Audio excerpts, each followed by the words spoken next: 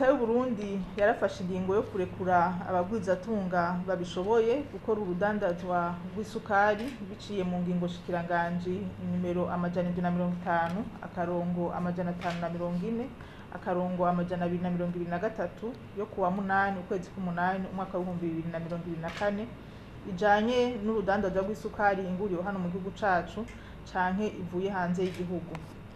Iyo ngingo yafashwe mu ntumbero yo gufasha uruganda Sosumo kwitegurira na cane kugwiza umwimbu no kugwiza ubushakashatsi mu guhingura isukari ndetse no korohereza abagwizatunga babishoboye kuja kuyisumira hanze y'igihugu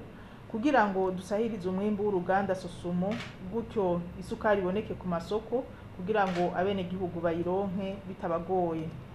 Vyongeye kandi iyo ngingo izofasha muri kazoza gutuza abikikamukiza mu rudandazwa rw'isukari kuko isukari izoba yabonetse ku bwinshi ku masoko ndetse n'ibiciro bikazogenda biragabanuka.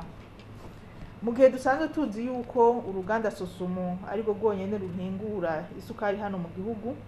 igiciro c'isukari ya Sosumo gishingwa hisunzwe uburyo bwose buba bwakoreshejwe mu guhingura ikiro c'isukari yahinguwe n'urwo ruganda. Nubwo bigaragara ko muri rusange ibiciro vyo guhingura no kudandaza bitera biduga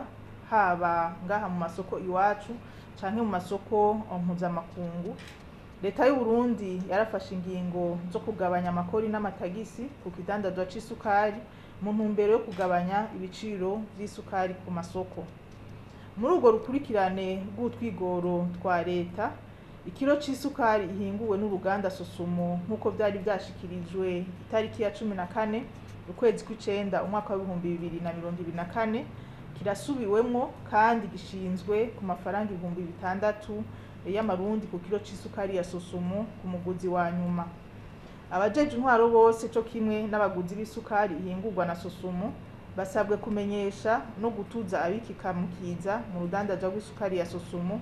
kuko isukari ya Sosumo igenewe gukoreshwa mu miryango.